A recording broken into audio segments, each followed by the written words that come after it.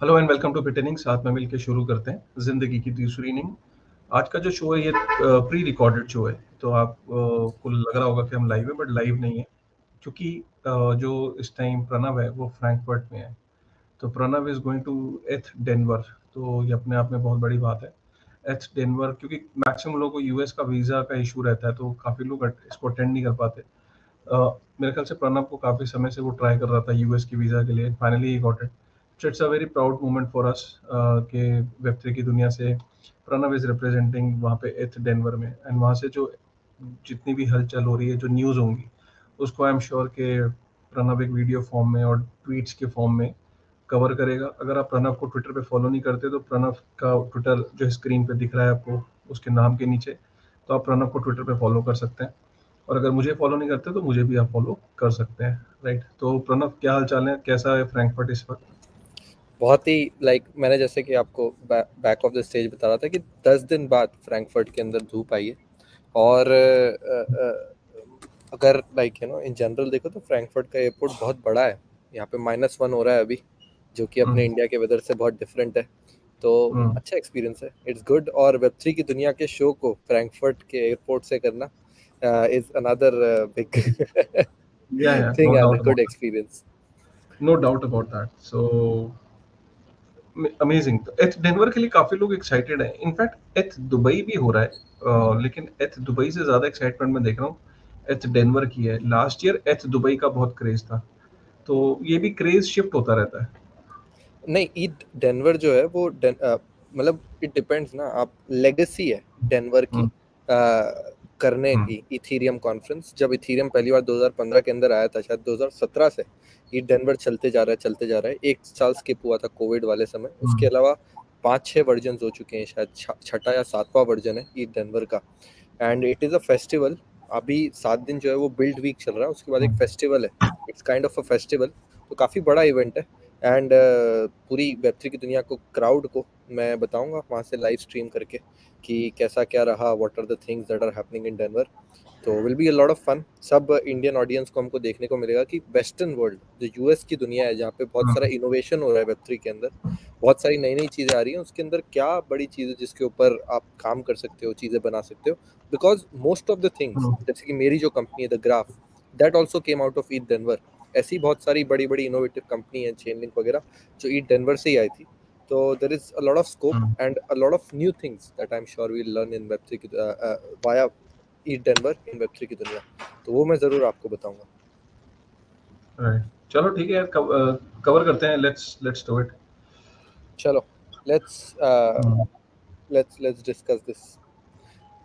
सबसे पहले तो मैं अपनी स्क्रीन शेयर कर देता हूँ। हमने जब पिछली बार जो लाइव किया था उसके अंदर डिस्कस किया था कि ये पॉलीगॉन वाले जो इशू है उसको हमको ज़्यादा टाइम देना पड़ेगा उसको समझने के लिए।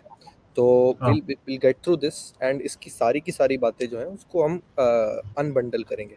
अगर मैं आपको टीएलडीआर बताऊं या ब्रीफ में बताऊं, what I think is happening is कि जो पॉलीगॉन के लोग हैं वो बोल रहे हैं कि कुछ भी नहीं हुआ है, और जो पॉलीगॉन के ऑपोजिट लोग हैं वो बोल रहे हैं कि चेन बंद हो गई, यानी बहुत बड़ी इश्यू हो गई है, डिसेंट्रलाइजेशन की प्रॉब्लम हो गई है, चेन बंद हो गई है, खराब हो गया पूरा टेक्नोलॉजी और system. And the real answer is somewhere in between.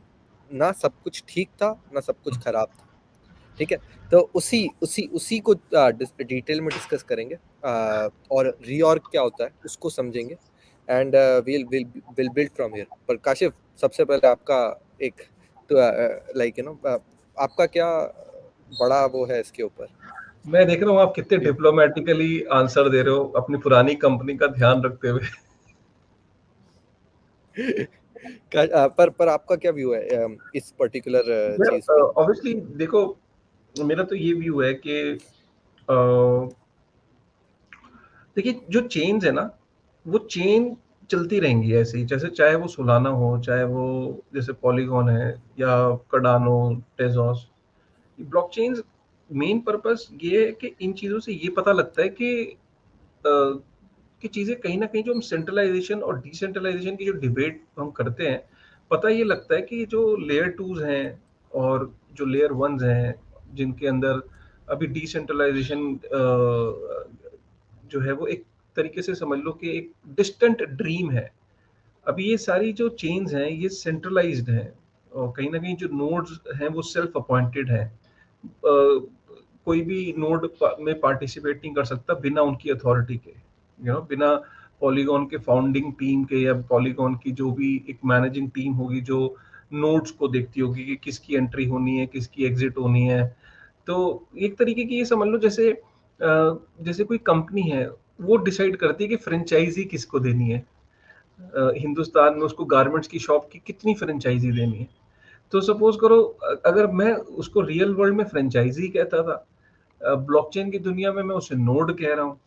और अगर मैंने नोड को फ्रीली अवेलेबल नहीं रखा जनरल पब्लिक की पार्टिसिपेशन के लिए, तो फिर क्या है कि हाँ मैं स्केलेबल तो हूँ, लेकिन मैं एक चीज को छोड़ रहा हूँ, एक चीज को मैंने सैक्रिफाइस कर रहा हूँ और वो है डिसेंट्रलाइजेशन। ये है मेरा टेक। बिल्कुल बिल्कुल, आपका एकदम सही टेक है। मैं थोड़ा सा डिटेल में टाइम स्टैम्प के साथ बताता हूँ कि पॉलीगॉन ब्लॉकचेन के साथ हुआ क्या। तो सबसे पहले ऐसा हुआ कि पॉलीगॉन, सबसे पहले लोगों को जो डिटेक्ट हुआ वो ये हुआ कि पॉलीगॉन स्कैन चलना बंद हो गया है। ठीक है, तो अगर आप पॉलीगॉन स्कैन पे तब जाते हैं तो आप देखते हैं यहाँ पे कि मैं थोड़ा सा आपको दिखाता हूँ कि कम से कम ये ऐसा कुछ दिखता आपको, यानी कि हम्म करीब करीब 1.5 घंटे से, यहाँ पे अगर आप डिटेल में देखोगे 1.5 घंटे से कोई ब्लॉक नहीं माइन हुआ है।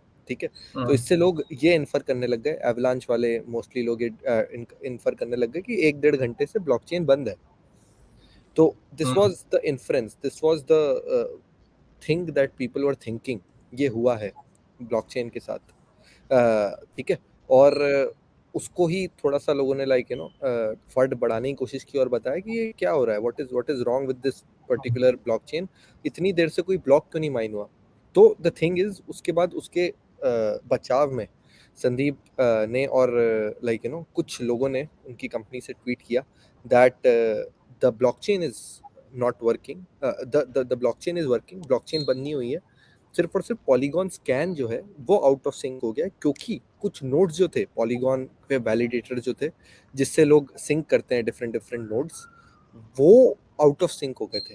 ठीक है, ये ऊपर ऊपर से है। ठीक है, जो एवलांच और बाकी लोग हैं वो बोल रहे हैं ब्लॉकचेन नहीं चल रही है, ये लोग बोल रहे हैं कि पॉलीगॉन स्कैन नहीं चल रहा है, ब्लॉकचेन बंद नहीं हुई है। ठीक है, बाद में it was inferred and there were some good publication जैसे कॉइनडेस्क, जिन्होंने बताया कि 158 ब्लॉक्स का, 158 is a very big number, 158 blocks का रीऑर्ग हुआ है पॉलीगॉन ब्लॉकचेन के अंदर।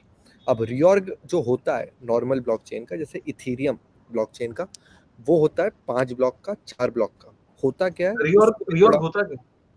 हाँ, उसको भी थोड़ा अपन अपने फेवरेट वाइट बोर्ड पे थोड़ा समझ लेते हैं।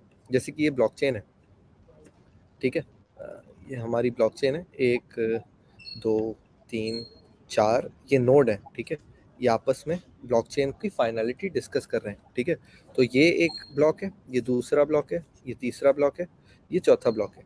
ये 4 ब्लॉक मिला के ब्लॉकचेन की फाइनलिटी को बना रहे हैं कि भैया नेक्स्ट ब्लॉक क्या होने वाला है, तो ये फाइनलिटी है। अब क्या हुआ, दो माइनर्स ने एक साथ माइन कर लिया कोई पर्टिकुलर ब्लॉक। ठीक है, तो एक माइनर के हिसाब से ब्लॉकचेन ये है और दूसरे माइनर के हिसाब से ब्लॉकचेन ये है।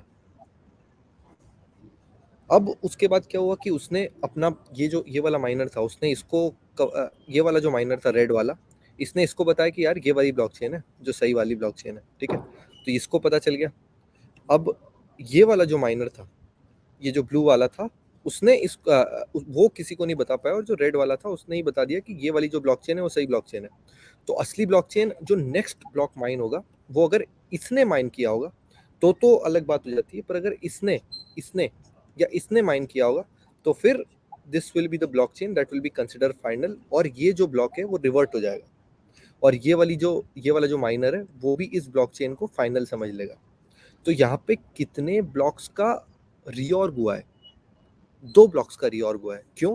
क्योंकि एक जो ब्लॉक था उसको कैंसिल करना पड़ा, उसको रिवर्ट करना पड़ा transaction, and it had to start again.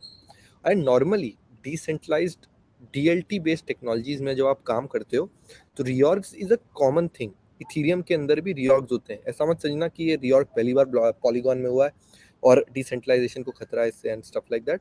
But DLT based technology जिसके अंदर एक आदमी ने डिसाइड करता है, बहुत सारे नोड्स डिसाइड करते हैं। यहाँ पे तो मैंने 4 का एग्जांपल लिया। पॉलीगॉन में 100 नोड्स हैं, इथीरियम में 4500 नोड्स हैं, बिटकॉइन के अंदर भी रिऑर्ग्स होते हैं, ठीक है। तो the point of matter what I am trying to tell you is that ये जो ब्लॉकचेन्स होती हैं, it is a distributed ledger based technology, जिसमें एक आदमी नहीं, सर्वर्स बहुत सारे जो होते हैं नोड्स, वो मिलके डिसीजन लेते हैं, ठीक है। और नॉर्मली कभी कभी ऐसा हो जाता है कि जो दूर दूर दूर पड़े हुए नोड्स हैं, वो एक साथ कोई ब्लॉक को माइन कर लेते हैं, and then they start propagating their network कि मेरी वाली जो ब्लॉकचेन है वो सही है। तो नेक्स्ट जो ब्लॉक आता है वो डिसाइड करता है, द बिगेस्ट चेन विंस। जो नेक्स्ट ब्लॉक आता है वो डिसाइड करता है कि किसकी ब्लॉकचेन सही है। अगर नेक्स्ट ब्लॉक भी ये इसी बंदे ने डिसाइड मतलब माइन कर लिया होता, ये वाले बंदे ने, तो इन सबको अपनी ब्लॉकचेन को हटाना पड़ता, इसको कैंसिल करना पड़ता, और ये वाली जो ब्लॉकचेन थी उसको फाइनल मानना पड़ता। समझ रहे हो? This is the basic framework of how reorgs work. But the problem here is कि रिऑर्ग 4 से 5 ब्लॉक से ज्यादा नहीं होना चाहिए। क्यों? क्योंकि अगर रिऑर्ग बड़ा हुआ ना, तो उससे क्या होगा कि आपने जितने ट्रांजैक्शन की, सपोज 157 ब्लॉक्स का हुआ, यानी 5 से 7 मिनट के ब्लॉक्स जो बने थे वो सब रिवर्ट हो गए। इसका मतलब ये कि यूनिस्वैप पे कोई ट्रांजैक्शन हुआ होगा उन 5 से 7 मिनट के बीच में, तो वो सब वापस रिवर्स हो गए। यानी आपने एक तरह से ऐसे मान लो कि आपने किसी को पेटीएम का पैसा दिया दुकानदार को, ठीक है, शॉप पे 10 रुपए की आपने एक लेस की पैकेट खरीदी, और उसके बाद 10 मिनट बाद जब आप घर आए तो आपको वो ट्रांजैक्शन वापस मिल गया। ऐसा ब्लॉकचेन्स के अंदर बहुत ही लिमिटेड स्कोप में होता है, और ये नॉर्मली तब होता है जब एक कोई particular there is a possibility of attack that is happening, और there is a client bug, यानी जो ये नोड रन करने वाले जो क्लाइंट्स है ना, उसमें बग होता है। And that was what was raised by the founder of Uniswap. जब उनने देखा कि फाउंडर्स ऑफ पॉलीगॉन बोल रहे हैं कि ये सिर्फ पॉलीगॉन स्कैन बंद हुआ था और कोई दिक्कत नहीं है, तो उसको बड़ा करने के लिए स्कोप को, यूनिस्वैप के फाउंडर ने ट्वीट किया that Polygon needs to make moves publicly to solve reorg problem. 157 blocks, 5 minutes of history yesterday and 120 in December is a bad and chain breaking bridge. Maybe a censored algo or something. यानी वो बोल रहा है कि ये जो reorg वाली problem है बहुत बड़ी है, और इसके कारण यूएक्स बुरा होता है, और लोगों के जो ट्रांजैक्शंस हैं वो रिवर्ट हो जाते हैं। उसके बाद जेडी ने जो who is the founder of Polygon, उन्होंने रिप्लाई किया that yes there was a client bug, this is a process in 2 parts. The first is already in the main in January, और दूसरा yesterday reorg caused by a bug that has been fixed soon. तो जो काशिफ भाई बात बोल रहे थे, यानी कि एक ही टीम है जो पॉलीगॉन का क्लाइंट बना रही है, उसको चला रही है, और बाकी जो वैलिडेटर्स हैं उसको ही यूज करते हैं अपने वैलिडेशन के लिए, is a big problem to decentralization. What that means is that client जो हैं, जो वैलिडेटर बनते हैं, उनको भी डाइवर्सिफाई होना जरूरी है। इथीरियम के अंदर 5 से 7 क्लाइंट हैं, गो इथीरियम, एरेगॉन, और भी काफी सारे बड़े क्लाइंट्स हैं। अगर एक बगी है तो बाकी सारे चलते हैं, गेथ, बाकी सारे चलते हैं, ठीक है। अगर एक पर्टिकुलर ऑर्गेनाइजेशन ने, गेथ वाली ऑर्गेनाइजेशन ने गलत कोड पुश कर दिया तो बाकी सारे चलते हैं, इतना बड़ा रिऑर्ग कभी नहीं होता। But because Polygon right now has a limited scope of decentralization, इसीलिए अभी भी बहुत सारे जो क्लाइंट्स हैं वो सारे के सारे जो हैं उसका जो कोड है वो पॉलीगॉन लैब्स के थ्रू ही पुश होता है, उसी को वही मेंटेन करते हैं, और अगर क्लाइंट बग होता है तो ऐसी प्रॉब्लम्स आने को हो जाती हैं। तो what I am trying to tell you is that decentralization में प्रॉब्लम है in their client diversity, and they need to think really clearly about how do they go about it, their validator ecosystem plus जो client diversity है उसको कैसे बढ़ाएं। क्योंकि अभी अगर सपोज कोई बंदा है जो बहुत मतलब पॉलीगॉन को ख़त्म करना चाहता है, उसने पॉलीगॉन की टीम ज्वाइन की एज लीड इंजीनियर, ठीक है, और नोड के अंदर कुछ बड़ी सी प्रॉब्लम पुश कर दी जो वैलिडेटर्स ने सबने मतलब रिफ्रेश कर लिया, अपना वर्जन रिफ्रेश कर लिया, तो उससे क्या होगा, 100 के 100 वैलिडेटर बंद हो जाएंगे चलना, ब्लॉकचेन चलना बंद हो जाएगी, लोगों के फंड जो हैं वो वहीं के वहीं रह जाएंगे जहाँ पे थे, इथीरियम पे नहीं जा पाएंगे। क्यों? Because it is still a commit chain, not a layer 2 ecosystem. जैसे ऑप्टिमिज्म या आर्बिट्रम, जिसमें चेन भी अगर बंद हो जाए तो भी आपके जो एसेट्स हैं वो ब्रिज हो सकते हैं. There is a lot, I think, that a Polygon team needs to think about client diversity and security in their client, और बग को कैसे रिलीज करना है, stuff like that. Kashif. So thank you very much for this thing. I think clarity ये तो ज़बरदस्त तुमने समझाया. मुझे तो एक ही चीज़ समझ में आई कि अभी बहुत कुछ अचीव करना है जो ये लेयर 2 सॉल्यूशंस हैं. इसीलिए जो लेयर 2 हैं वो बहुत बड़ी ट्रांजैक्शंस के लिए कभी यूज़ नहीं होंगे. High value transactions, high value NFTs, high value DeFi, इसके लिए इसीलिए यूज़ नहीं होता है क्योंकि अभी भी वहाँ ना वल्नरेबिलिटीज़ हैं काफ़ी सारी. अब मैं ये नहीं कह रहा हूँ कि वल्नरेबिलिटी स्टैटिक है. विद टाइम ऐसे जो मूवमेंट्स होते हैं उसमें वो हिला के रख देते हैं पूरे आपके सिस्टम को. एंड आई एम श्योर कि इस चीज़ से polygon is gonna improve, no doubt about that. But the whole point is that it also tells us, uh, you know, that why Bitcoin is also important. Now people must realize that as well. कि जैसे कि जब हम इन चीज़ों को देखते हैं, मतलब सोचो कि अभी प्रणव ने क्या बात बोली. प्रणव ने बोला वो 7 मिनट या 8 मिनट या वो 1 घंटा 38 मिनट तक, जब तक वो चीज़ सॉर्ट आउट नहीं हुई, वो री और का जो वो टाइम पीरियड था, उस टाइम पीरियड के दौरान जस्ट इमेजिन के जब आपकी जितनी ट्रांजेक्शन्स हुई हुई थी वो रिवर्स हो गई. तो सोचो अगर आप किसी की मिलियंस में कोई ट्रेड हुआ हो और जो प्रॉफिटेबल ट्रेड मारा हो किसी ने, और वो उसका ट्रांजेक्शन रिवर्स हो जाए, जस्ट इमेजिन. सो और या किसी ने किसी को फंड्स भेजे वो रिवर्स हो गए, क्योंकि ऑब्वियसली जो वो ब्लॉक्स थे उनकी जब रीऑर्ग के दौरान जब वो ब्लॉकचेन अपने ओरिजिनल फॉर्म में आई, तो उस समय में जो ट्रांजेक्शन हुई होंगी और जब उनको रिवर्सल होगा तो कितना बढ़िया हो, कितना बड़ा होगा, मतलब कितना मिलियंस में होगा. अभी तो हम इकोसिस्टम बहुत छोटा है और उसकी जो वैल्यू प्रोपोजिशन भी कोई बहुत बड़ी नहीं है. लेकिन यही जब सपोज मेन स्ट्रीम में अगर आज से 5 साल बाद 7 साल बाद लेयर 2 पे जब हर काम लेयर 2 पे हो रहा होगा, तब आप सोचोगे अगर ये होता तो कैसे होता. तो ये बड़ा इंपॉर्टेंट है चीज़ों को समझना. और यहाँ से हमें ये भी पता लगता है कि डिसेंट्रलाइजेशन और स्केलेबिलिटी, इन सब चीज़ों के बारे में पता लगता है कि अगर हम स्केलेबल हैं तो हमने कुछ चीज़ को छोड़ा है, और वो क्या चीज़ छोड़ी है वो आपको समझ में आ रही है, उसकी इम्पोर्टेंस समझ में आ रही है.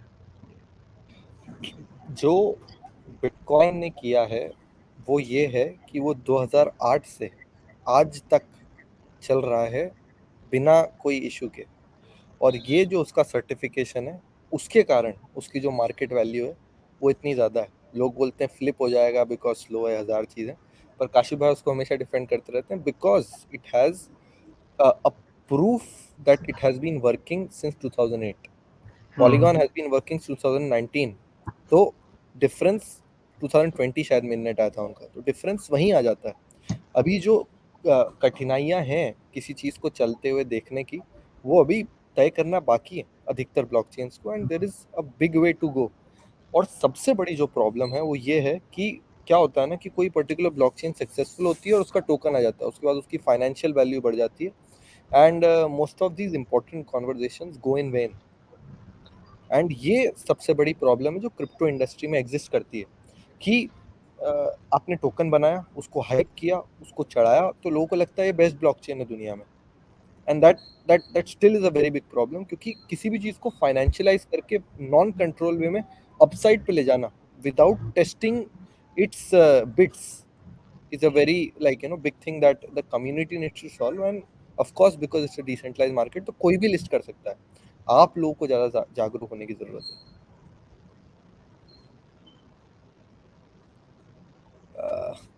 एनीवेज मूविंग फॉरवर्ड, लेयर 2 की बात कर रहे थे हम, तो उसी के अंदर एक बहुत ही बड़ी डेवलपमेंट ये है कि कॉइनबेस ने अपना लेयर 2 ला दिया है. Coinbase which is a Nasdaq listed company, the only listed crypto company जिसको एक बिग 4 ऑडिट करता है. They have incubated or brought their own layer 2 ecosystem.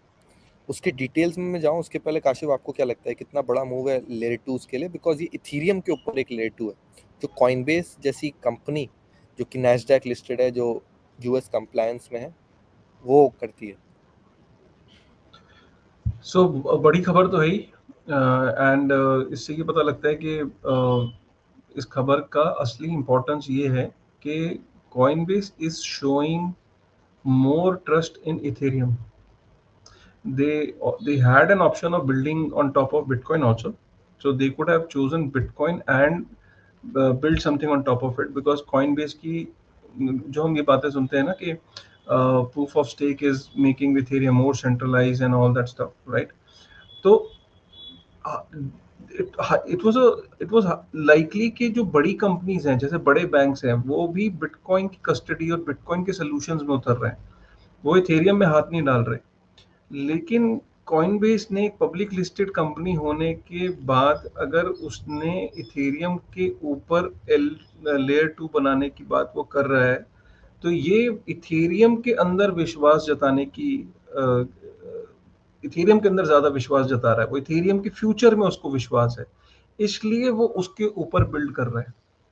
अब इस बात को ध्यान से सुनो, देखो, जो इथेरियम का one of the biggest validators में कॉइनबेस था, ठीक है, और आज भी है, लेकिन क्योंकि ओएफएससी कंप्लायंस और इन सब के कारण, यू नो, कॉइनबेस ने ये बोला था एक बार अपने ट्वीट के दौरान कि अगर उसको ज़्यादा पुश किया गया कि उसको ओएफएससी कंप्लायंट ट्रांजैक्शंस को वैलिडेट नहीं करना है, तो वो कोई बड़ी बात नहीं है, वो वैलिडेटर ही की पोजीशन से हट जाए, वो उसको त्याग पत्र दे दे कि उसको करना ही नहीं है, वैलिडेटर ही नहीं बनना। तो कहीं ना कहीं ये चीज ये दर्शाती है कि अगर वो उसने फ्यूचर में अपने आप को इस तरीके से रेडी किया इस मूव से कि अगर वो इथेरियम का वैलिडेटर नहीं है, कोई प्रॉब्लम नहीं है, वो इथेरियम के ऊपर लेयर 2 बना रहा है, तो ये इथेरियम के अंदर ज्यादा विश्वास जता रहा है वो। ब्रायन स्ट्रॉम से काफी सारे लोग एक्सपेक्ट ये कर रहे थे कि वो शायद बिटकॉइन के ऊपर कोई चीज बनाएगा, बिटकॉइन के ऊपर भी पूरा इकोसिस्टम आज की डेट में बन रहा है, लेकिन ब्रायन आर्मस्ट्रॉन्ग ने इसको इथेरियम को पिक किया। This has come as a surprise. Important बात यहाँ पे ये है कि दो तीन चीजें जो मेरे को सोचने में, मैं सोचता रहता हूँ ना, तो मुझे ऐसा लग रहा है कि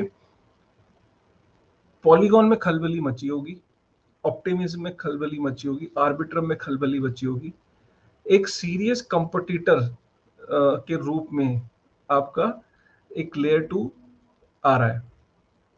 जब इंडस्ट्री के अंदर एक स्ट्रॉन्ग प्लेयर आ रहा है, और ब्रायन आर्मस्ट्रॉन्ग की जो नेटवर्किंग है, और जो ब्रायन आर्मस्ट्रॉन्ग की का जो एक नेटवर्क है, उसका एक रेपुटेशन है, कॉइनबेस एक बड़ी कंपनी है, वो जो अपने साथ एक नेटवर्क इफेक्ट लेके आएगा इस पे, तो उसको आप सोचो वो कई गुना बड़ा होगा और काफी फास्ट ग्रो करेगा बेस।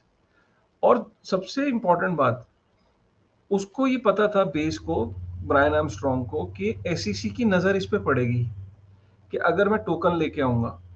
उसने टोकन ही नहीं लेके आया वो, और ना ही उसने जनता से पैसे इकट्ठे किए। तो जब जनता से पैसे इकट्ठे नहीं किए, उसने टोकन एलोकेशन नहीं करी, तो ये सिक्योरिटी के गेम से भी उसको बाहर निकाल ले गया वो, ठीक है। और आप सोचो कि आने वाले टाइम में ये पॉलीगॉन के लिए एक, मैं ये कहूंगा कि एक खतरे की घंटी है। मैं ये नहीं कह रहा हूँ कि इकोसिस्टम बड़ा नहीं होगा, ट्रिपल नहीं होगा, 4 गुना नहीं होगा। आज मैं आपको ये बताना चाह रहा हूँ कि कल को अगर आपने अपने इंफ्रास्ट्रक्चर को इवॉल्व नहीं किया, इंप्रूव नहीं किया, people will have various options, and सबसे ज्यादा कंपटीशन मैं देख रहा हूँ इस टाइम इथेरियम के ऊपर चल रहा है। इथेरियम पे जितना compete कर रहे हैं ना आपस में डैप्स, लेयर 2, मैंने ये किसी भी इकोसिस्टम में इतना कंपटीशन नहीं देखा। ये मेरे 2 पॉइंट है। Layer 2 wars are going crazy. मैं थोड़ा सा इसमें और डिटेल बता देता हूँ कि कॉइनबेस का जो बेस चेन है वो बना कैसे है, ठीक है। तो कॉइनबेस का जो बेस चेन है वो ओपी स्टैक के ऊपर बना हुआ है, यानी ऑप्टिमिज्म का वो एक कोर डेव बन गया है। ओपी स्टैक में क्या होता है कि सपोज आप करो कि एक ब्लॉकचेन है जो ऑप्टिमिज्म ने, मतलब उसका जो क्लाइंट है उसके अंदर एक मॉड्यूलर स्टैक होती है, जो हमने डिस्कस की थी, एक एग्जीक्यूशन मॉडल होता है, सीक्वेंसर होता है, उन सबका कोड लिखना पड़ता है, ठीक है। तो जो पूरा का पूरा कोड जो ऑप्टिमिज्म ने बनाया था, वही पूरा का पूरा कोड कॉइनबेस ने फोर्क किया और अपनी बेस चेन चला दी। इससे ऑप्टिमिज्म और कॉइनबेस दोनों इंटरऑपरेबल हो गए, ठीक है। सबसे पहली बात, without a bridge solution requirement, that is the first thing. And second सबसे बड़ी बात ये हो गई कि ऑप्टिमिज्म का जो ओपी है वो उसका टोकन है, उसके पास सब कुछ है, और कॉइनबेस जो है उसका जो बेस वो चेन लेके आया है, उसमें वो जो ऑप्टिमिज्म ने चेन बनाई है उसके अंदर भी इंप्रूवमेंट्स करेगा, वो भी एक कोर डेव बन गया, वो भी अपने इनपुट्स डालेगा, but it has a network of 110 million verified Coinbase users based out hmm, of US, totally KYC'd। उनको ऑनबोर्ड करना बेस चेन के ऊपर उसके लिए इजी होगा। तो एक बार वो बेस चेन के ऊपर आ गए, वहां से वो ऑप्टिमिज्म से इंटरैक्ट कर सकते हैं, या फिर बेस के साथ ही काफी अच्छे अच्छे डैप्स हैं जो लाइव हुए हैं, जैसा कि काशिफ भाई बता रहे थे कि उनका बहुत अच्छा नेटवर्क है। तो बहुत अच्छे अच्छे डैप्स जो हैं, जैसे एनएफटीज और ब्रिजेस हैं, वो बहुत सारे सारे नेटिवली कॉइनबेस के ऊपर from day one have deployed their infrastructure. तो ये शो करता है कि सुशी आ गया। जैसे अगर आप देखो बेस के ऊपर, अगर मैं दिखाऊं तो वॉलेट्स के अंदर, और ये डीफाई के अंदर बैलेंसर आ गया है, 0x आ गया है, सुशी आ गया है, यूनिस्वैप के अंदर उन्होंने प्रपोजल भेज दिया है, लेंडिंग के अंदर आवे आ गया है, एंड बंच ऑफ अदर्स आ गए। तो गेमिंग वही के तो अंदर मैं कह रहा हूँ एलिमेंट आ गया। कि ये कहीं ना कहीं जनता को तो लेके जाएंगे ना, और लेयर 2 से ऑप्शन तो यस मिल यस, गया। पर ऑप्टिमिज्म के साथ काम कर रहे हैं लोग। हाँ, ऑप्टिमिज्म के साथ काम कर रहे हैं, इसलिए ऑप्टिमिज्म पंप भी कर रहा था तो हाँ उसका मतलब ये कि ऑप्टिमिज्म का जो टोकन है, क्या उसका यूज होगा हाँ, इसमें? नहीं, इथीरियम का यूज होगा गैस फीस देने के लिए, बट ये लोग भी ऑप्टिमिज्म ऑप्टिमिज्म में लोग ऑप्टिमिस्टिक क्यों हो रहे हैं, मतलब इतना पंप क्यों कर रहा करा वो? बिकॉज ये जो कॉइनबेस की चेन बनी है वो ओपी स्टैक के ऊपर बनी है।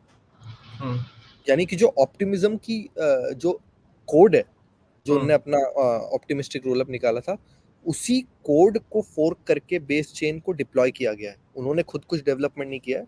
अब वो नेक्स्ट जो फेज आएगा ऑप्टिमिज्म में, जो उनको सीक्वेंसर डिसेंट्रलाइजेशन करना पड़ेगा, एबीसी एक्सवाईजी, वो सब में ऑप्टिमिज्म भी कोड पुश करेगा और कॉइनबेस भी कोड पुश करेगा। तो what I am trying to tell you is कि ऑप्टिमिज्म का जो किंगडम है वो कितना बड़ा हो गया, कि कॉइनबेस जैसा बड़ा पार्टनर उनका कोर डेव बन गया है, और उनकी ब्लॉकचेन को मतलब वो उनके कोड को बढ़ाएगा। First thing.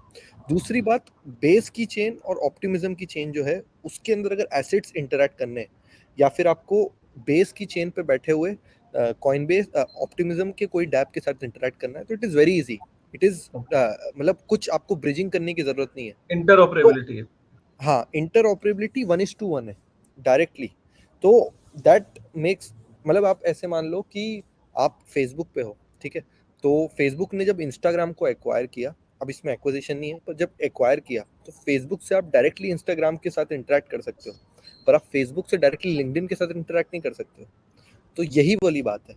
यानी ऑप्टिमिज्म और क्या कॉइनबेस बढ़िया अब एग्जाम्पल दिया तुमने। they are working very close to each other, which makes the web3 industry UX very great। क्यों? क्योंकि 110 मिलियन जो वेरीफाइड यूजर्स हैं कॉइनबेस के, वो अब ऑप्टिमिज्म के साथ भी अच्छे से इंटरेक्ट कर पाएंगे। ऑनबोर्डिंग में कॉइनबेस हेल्प करेगा, रेगुलेशन में कॉइनबेस हेल्प करेगा, but the layer two wars बहुत ज़्यादा टाइट होने वाले हैं, क्योंकि 27 मार्च को पहला जीके ईवीएम लाइव हो रहा है पॉलीगॉन की तरफ से, पॉलीगॉन हरमेस। तो let's see how it goes. हाँ यार, वो भी हो रहा है, तो ये तो वॉर बहुत तगड़ी होने वाली है लेयर 2 की। बिल्कुल। बट मैं एक और थोड़ा सा ना, अब हम ज़्यादा ऑप्टिमिस्टिक हो जाते हैं तो अपने को दूसरा साइड भी बताना चाहिए। तो लेयर 2 के अंदर क्या होता है ना, कि आपको आपको वैलिडेटर इकोसिस्टम तो लेयर 1 का मिल गया, यानी इथीरियम का। बट जो दूसरी वाली चीज़ होती है जो लेयर 2 को डिसेंट्रलाइज करती है, वो होती है सीक्वेंसर। अभी कोई ऐसी लेयर 2 नहीं है जिसका सीक्वेंसर डिसेंट्रलाइज्ड हो। कॉइनबेस का सीक्वेंसर कौन है? जो बेस चेन का सीक्वेंसर है वो कौन है? कॉइनबेस है। पॉलीगॉन हरमेस का जब शुरू में वो लॉन्च होगी, उसका कौन सीक्वेंसर होगा? बेस लैब्स होगा, and so on and so forth. So decentralize करने वाली बात भी अभी बहुत कुछ बाकी है. Layer 2s have to achieve a lot before they can be considered as a decentralized infrastructure at par. कहने का मतलब ये कि अभी काफ़ी सारी ये जो कंपनीज़ है ना, जनता को मैं यही बताना चाहता हूँ कि ये जो इंफ्रास्ट्रक्चर यूज़ करते हैं ना, ये इसके भी ये आउटसोर्स हो जाता है इंफ्रास्ट्रक्चर। जैसे नोड्स का इंफ्रास्ट्रक्चर है, तो अब वो आउटसोर्स कर सकते हैं कोई भी प्रोजेक्ट, मतलब कि भाई हमारी नोड्स रन कर दो, ठीक है। तो ऐसी मतलब सपोज करो आज की डेट में, मतलब सपोज करो कि मैं नोड को अपॉइंट करूँ, मैं ब्लॉकचेन स्टार्ट करता हूँ और मैं नोड को अपॉइंट करूँ, तो उससे बेहतर ये कि मैंने क्या करा कि नोड के इंफ्रास्ट्रक्चर प्रोवाइडर्स हैं जो नोड्स, तो उनका काम ही यही है नोड्स को प्रोवाइड करना। तो अब आपके ऊपर है कि आप 500 1000 या कितना आप उसको करना चाहते हो डिसेंट्रलाइज। और वो नोड अब सपोज करो जिससे आपने आउटसोर्स किया, उसके यहाँ पे कोई बग आ जाए, क्योंकि यार वो तो बाहर की कंपनी है ना, आपने तो आउटसोर्स किया हुआ है। उसके यहाँ पे कोई बग आ जाए या उसके कोई सॉफ्टवेयर में इशू आ जाए या उसके कोई भी एक्सवाइजी कोई इशू आ जाए, तो वो इशू आपको झेलना पड़ेगा, राइट। तो और ये सिर्फ नोट्स की बात नहीं है, चाहे वो वॉलेट से लेके नोट से लेके काफ़ी सारे इंफ्रा जो है वो कंपनी प्रोवाइड करती है और वो सेंट्रलाइज्ड है, राइट। यहाँ तक कि काफ़ी सारे जो डैप्स हैं वो इन्फ्यूरा को यूज़ करते हैं, जब वो इथेरियम के ऊपर जब वो कुछ बिल्ड करते हैं तो इन्फ्यूरा की सर्विसेज को यूज़ करते हैं, इन्फ्यूरा के थ्रू वो नोड्स को रन करते हैं। और जो मेटामास्क है वो भी इन्फ्यूरा की कंपनी, इन्फ्यूरा का ही है। राइट. तो ये यही इसके अंदर यही हुआ था पॉलीगॉन के अंदर. इन्फ्यूरा जो था उसके नोड्स आउट ऑफ सिंक हो गए पॉलीगॉन से 157 ब्लॉक्स के कारण. तो जितने डैप्स इन्फ्यूरा यूज करते थे सब चलना बंद हो गए. तो लोगों को लगा कि ब्लॉकचेन ही बंद हो गई है. मैं एक्चुअली देखो, जनता को यही बताना चाहता हूँ कि प्रणव से डिस्कस करने के बाद आपको आज का शो बड़ा इंपॉर्टेंट साबित हुआ होगा, क्योंकि आपको एक बेसिक डिजाइन पता लग गया। मैं सिर्फ ये कहना चाहता हूँ कि जब आपको कोई ट्विटर पे या यूट्यूब पे ये बोलता है ना कि अपनी सारे पैसे एक प्रोजेक्ट में लगा दे, सपोज करो कहता है कि पॉलीगॉन में लगा दे, या आपको कोई कहता है यार आर्बिट्रम में लगा दे, ये 100x होगा या 70x होगा, बेसिकली वो आपको ये कह रहा है कि इस कंपनी में लगा दे, इस कंपनी का फ्यूचर ठीक है। तो यार जैसे कि वो तो यही बात हो गई ना कि स्टॉक मार्केट में लगा दे, रिलायंस अडानी में लगा दे। अडानी में आज से 1 साल पहले आपको ना बच्चा भी ये कहता था, बच्चे बच्चे ये कहने लग गए थे कि अडानी में लगा दो अंकल, तुम्हारे सर के बाल वापस आ जाएंगे, अडानी में लगा दो, इतने इतने समृद्ध हो जाओगे, ठीक है। तो उसी तरीके से आपको ब्लॉकचेन के एक क्रिप्टो के अंदर भी आपको ये चीज सेल की जाती है, अरे इसमें लगा दे, ये लेयर 2 है, इसमें लगाते, उसमें लगाते। ये कंपनीज है, इनके अंदर जब आप पैसा लगाते हो, अब ये चलेंगी नहीं चलेंगी, हो सकता है बहुत अच्छी चले, मैं ये नहीं कह रहा हूँ। तो ये तो वही बात हो गई ना कि आप चलने की प्रोबेबिलिटी क्या है, ठीक है। आप एक बड़ा रिस्क ले रहे हो। अब मैं बोलता हूँ कि यार तेरा 30-40 साल का गोल है, 20 साल का गोल है, गोल्ड में लगा दे। जैसे मैं रियल वर्ल्ड में अगर की बात करूँ तो लोग कहते हैं गोल्ड के अंदर, प्रॉपर्टी के अंदर रख, ये तेरा कहीं डूबेगा नहीं पैसा, कहते हैं ना लोग। तो सिमिलरली जो क्रिप्टो के अंदर आपको ये बोला जाता है कि बिटकॉइन, अब वाई बिटकॉइन, अब आपको वो समझ में आता है जब आप बाकी इकोसिस्टम की वल्नरेबिलिटीज को जब आप समझते हो। और वो ऐसा कोई शो है ही नहीं, मैं दावे के साथ कह रहा हूँ, आप ये लिख लीजिए। और अगर मैं ये शो को बंद कर देंगे हम दोनों, मैं और प्रणव, मैं बता रहा हूँ अगले अगले हफ्ते से इसे बंद कर देंगे। आप हमें ये प्रूव करके दिखा दो कि इस लेवल की डेप्थ में कंपैरिजन सिर्फ बातों से नहीं, हम इस लेवल की क्या का डेप्थ आपको अगर कहीं मिल जाए, आप हमें उसका लिंक भेज देना, हम इस शो को बंद कर देंगे। इस शो की इंपॉर्टेंस को समझिए। वेब3 की दुनिया में ये जो चर्चाएं होती है, लड़ाई होती है, इसका ऑब्जेक्टिव आपको समझाना है, कि आपको हर एंगल से बताना है, फिर आप अपनी एक रैशनल कॉल ले लो जो आपको लेनी है। क्योंकि हम कोई फाइनेंशियल एडवाइस नहीं कर रहे, कोई प्रणव ये नहीं कह रहा है कि इसमें लगा लो उसमें लगा दो, या मैं नहीं कह रहा हूँ, हम तो आपको एक नॉलेज दे रहे हैं। उसके बाद आपको जो करना है वो कर लो। आपको नदी में कूदना है, आपको नाले में कूदना है, आपको नाली में कूदना है, आपको समुद्र में कूदना है, आपको पैराशूट के साथ कूदना है, बिना पैराशूट के कूदना है, आपकी जिम्मेदारी। It's a educational show. और उसी के अंदर जो हम डिस्कस कर रहे थे, like because of the layer 2 Wars, जो बढ़ रही हैं, तो इसलिए कंपनीज पे प्रेशर आ रहा है मार्केट में परफॉर्म करने के लिए, और उसके कारण हायरिंग हो रही है, और जब ओवर हायरिंग हो जाती है तो थोड़ा सा कंपनीज को ले ऑफ भी करना पड़ता है। तो again you know this I would say this the last week has not been great for Polygon. 20% of their workforce यानी 100 लोगों को कंपनी से पॉलीगॉन को like they had to lay them off. तो ये भी एक सोचने वाली खबर है। इसके पहले प्रोटोकॉल लैब्स ने निकाला था, उसके अलावा इम्यूटेबल ने निकाला था। This was all bull market में लोगों को लग रहा था this will not end, this is a super cycle, जितने लोग हैं सबको हायर कर लो, and that created the whole thing. उसके बाद संदीप ने क्लैरिफिकेशन भी दिया कि ट्रेजरी अच्छी है, $250 मिलियन बचे, $100 मिलियन और है, यानी कि उन्होंने $100 मिलियन खर्च किए एक साल में करीब करीब, अगर आप कैलकुलेट करो तो शायद, जहाँ तक मैं समझ पा रहा हूँ। They have spent $100 million in 1 year and they want to be more sustainable. So they have taken this step. Hopefully, from the next bull market, companies are more thoughtful कि वो किसको रखते हैं और किसको कैसे हायर करते हैं, कब हायर करते हैं और कितना रैपिडली हायर करते हैं। Correct. Okay, moving to the last thing. Puppy Inu से भी एक बहुत ही मतलब मैं क्या बोलूं, और भी खतरनाक घटना घट गई। लोगों को गोरली इथीरियम, जो कि एक टेस्ट नेट का इथीरियम है, वो $1.5 में खरीदना पड़ रहा है, जो कि फ्री ऑफ कॉस्ट मिलता है। And this is a problem in the Ethereum test net, क्योंकि लेयर 0 क्या हो रहा था कि गोरली इथीरियम की कमी पड़ रही थी, एक डेफिनेट अमाउंट में ही मिंटेड है वो गोरली इथीरियम, तो उसको डिस्ट्रीब्यूट करने के लिए लोग ट्विटर पे डालते थे कि यार गोरली इथीरियम चाहिए, एक ट्रांजैक्शन को टेस्ट करना है। तो फॉसेट जो था उसका वो कम होता जा रहा था। तो लेयर 0 एक कंपनी है, उसने सोल्यूशन प्रपोज किया कि इसकी एक वैल्यू रख देते हैं।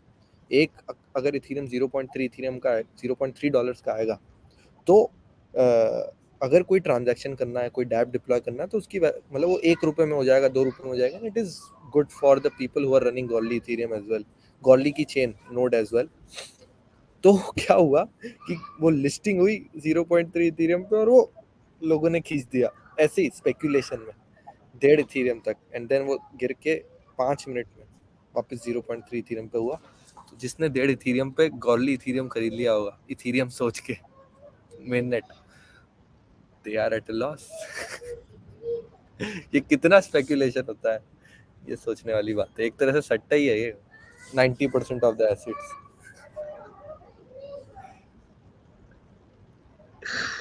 ऐसे मान लो आप, जैसे कि आप कोई प्लेन का टिकट ले रहे हो और आपने टॉय प्लेन ले लिया है, प्लेन खरीदने की जगह टॉय प्लेन ले लिया और उसको बेचने की कोशिश कर रहे हो। एग्जैक्टली। और लोगों ने बेचे भी हैं, जिनके पास फॉसेट थे वो बेच दिए उन्होंने। $1 मिलियन पड़े तो बेच दिए। Seriously?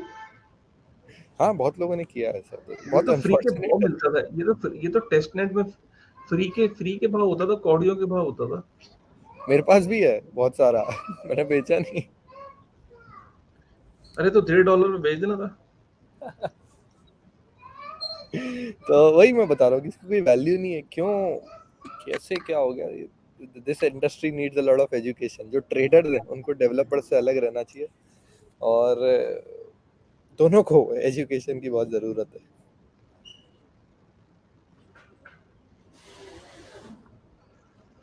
Okay, that's it. That's it. चलो, ग्रेट है यार। तो तुम्हारी फ्लाइट कितने बजे है? मेरी बस 15 मिनट में है। 15 मिनट में उड़ जाओगे? चलो बढ़िया है यार, आराम से जाना। And what a lovely show we did today. I think it was amazing show यार, बिकॉज इससे आज हमें काफ़ी चीज़ों के डेप्थ में पता लगा कि एक्चुअली में गेम क्या चल रही है और क्या सिनेरियोज है। अभी भी हम बहुत अर्ली स्टेज पे हैं, क्योंकि बहुत सारी चीज़ें अभी इवॉल्व हो रही हैं, कोई फाइनलिटी नहीं है। You can't say that this particular protocol is final. You can't say that. This particular L2 is final, right?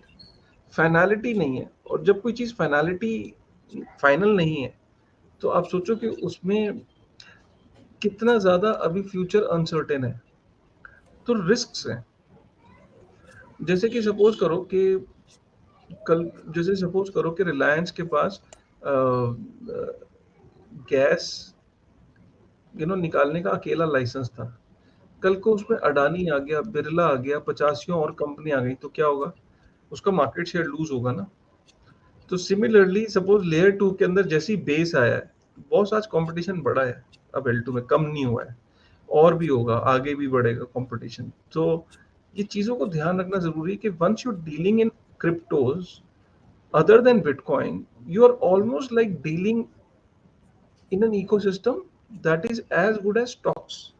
तो आपको बहुत ध्यान से चलना है और बहुत ध्यान से इन्वेस्ट करना है अपने पैसे को, ठीक है? और अगर नहीं समझ में आ रहा है, वेब3 की दुनिया भी नहीं देखनी, नहीं बिल्कुल समझ में आ रहा है, तो इसीलिए कहते हैं कि स्टे इन्वेस्टेड इन बिटकॉइन, ठीक है? और लंबे अवधि के लिए, though it is not a financial advice, but since you are watching this channel ultimately to take the right call in the market, so ये सब्जेक्ट चैनल का ऑब्जेक्टिव है आपको एजुकेट करना सही तरीके से, ठीक है? चलिए, with this thought, thank you very much. एक और छोटी सी अपडेट देता हूँ वायोमिंग की। वायोमिंग ने एक लॉ पास किया था कि वो डाओस को इंक्यूबेट करेंगे एज कंपनीज। एक और बहुत इंटरेस्टिंग खबर ये आई है कि अब एक ऐसा लॉ निकल रहा है which is in privacy. Wyoming passes bill protecting Bitcoin users. The new HB20 disclosure of private cryptocurrency legislation states no person shall be compelled to produce a private key or make a private key known to any other person.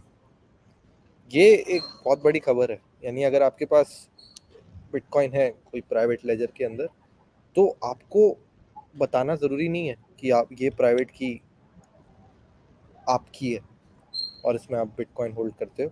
It is a privacy law. तो ये भी एक growing development है कि कैसे private wallets को और self custody wallets को कैसे इवॉल्व करें। Let's see how things go and legislation changes in that particular aspect. Right है जी, ठीक है। ऑलराइट। ओके।